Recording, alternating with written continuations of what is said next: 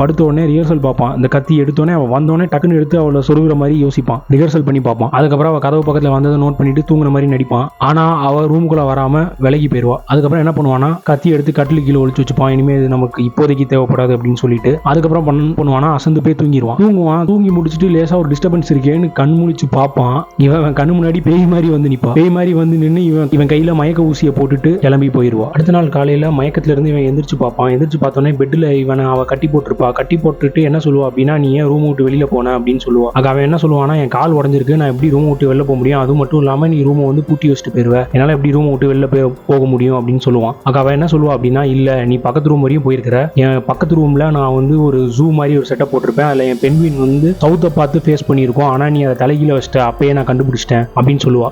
இந்த கான்வர்சேஷன் நடந்துகிட்டு இருக்கும்போதே என்ன பண்ணுவானா, கட்டில கடியில இருக்கிற அவன் ஒளிச்சு வச்சிருந்த கத்தியை தேடிக்கிட்டு இருப்பான். அவ கரெக்டா கத்தி எடுத்துட்டு என்ன இதை தேடிக்கிட்டு இருக்கியா அப்படின்னு நக்கலா சொல்லுவா. ஒரு நிமிஷத்துல ஹீரோ ஆடி போயிருவான். இதுக்கப்புறம் என்ன சொல்லுவா அப்படின்னா, நீ இந்த குட்டி ஹேர்பினை வச்சுதான் கதவை திறந்துட்டு இந்த வீடு ஃபுல்லா சுத்தினங்கிறது எனக்கு தெரியும் அப்படின்னு சொல்லுவா. சொல்லிட்டு உனக்கு கால் சரியானதுனால தானே நீ இப்படி வீடு ஃபுல்லா சுத்திக்கிட்டு இருக்க, இரு இப்பயே அதை கிளியர் பண்ணி விட்டுறேன் அப்படின்னு சொல்லிட்டு 2 காலுக்கு நடுவையும் கட்டையை வச்சு சுத்தியில வச்சுட்டு ஒரு அடிப்பா. நமக்கு பாக்குறதுக்கே ஒரு மாதிரி இருக்கும். அடிச்ச உடனே அந்த கால் புரண்டு உடையிறது அப்படியே காமிச்சிருப்பாங்க அந்த படத்துல. அதுக்கப்புறம் இந்த சைடு வந்து இன்னொரு காலையும் உடைச்சிருவா. ஒரு காலை இப்படியும் உடைக்க முடியும் அப்படிங்கறத அந்த படத்துல செமையா காமிச்சிருப்பாங்க. இதுக்கப்புறம் காலை உடைச்சதுக்கு அப்புறம் ஐ லவ் யூ அப்படின்னு சொல்லுவா. இவன் வழியில துடிப்பான். இதுக்கப்புறம் அந்த போலீஸ்காரர் என்ன பண்ணுவாருன்னா, அவர் பழைய கேஸ் கட் எல்லாத்தையும் எடுத்து பாத்துக்கிட்டு இருப்பாரு. பாத்துக்கிட்டு இருக்கும்போது என்ன ஆகும் அப்படின்னா, இவ அரெஸ்ட் ஆன கேஸ் எடுத்து பாத்துக்கிட்டு இருப்பாரு. அதுல ஃபர்ஸ்ட் பேப்பர்ல இவ அரெஸ்ட் ஆன பேப்பர் கட்டிங் இருக்கும். செகண்ட் பேப்பர்ல இவ ஜெயிலில இருந்து வெளியில வரும்போது பேட்டி கொடுத்திருப்பா. அந்த பேட்டி இருக்கும். அந்த பேட்டியில ஒரு வார்த்தையை சொல்லியிருப்பா. அதுல என்ன வார்த்தை சொல்லியிருப்பா அப்படின்னா, higher justice then that of a man I will be judged by him அப்படின்னு சொல்லியிருப்பா பேட்டியில. அது என்ன அர்த்தம் அப்படின்னா, ஒரு மனுஷனோட